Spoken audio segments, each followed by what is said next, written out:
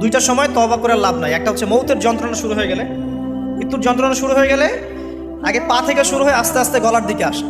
হাদিসে যেমনটা এসেছে, সূরা ওয়াকিয়ার মধ্যেও আছে যে পায়ের দিক থেকে যন্ত্রণা শুরু হয়ে আস্তে আস্তে আস্তে আস্তে এই গলার দিকে আসে, এবং আত্মাটা গলার এখানে যখন চলে আসে, এখান থেকে মালাকুল মউত আত্মাটাকে নিয়ে চলে যায় এবং চোখ দিয়ে তাকিয়ে থাকে মানুষ। রুহটা চলে গেলে মানুষ চোখ দিয়ে তাকিয়ে থাকে, দেখবেন এই কারণে মৃত ব্যক্তি তাকিয়ে থাকে, চোখ খোলা থাকে।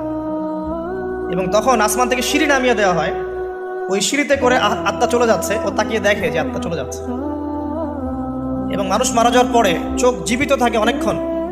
মেডিকেল সায়েন্স যারা পড়েছে তাদেরকে জিজ্ঞাসা করবে, মানুষ ডেড হয়ে গেলেও চোখ দেখবেন আরও কয়েক ঘন্টা, হয়তো আরও নির্দিষ্ট একটা সময় পর্যন্ত চোখটা কিন্তু জীবিত থাকে।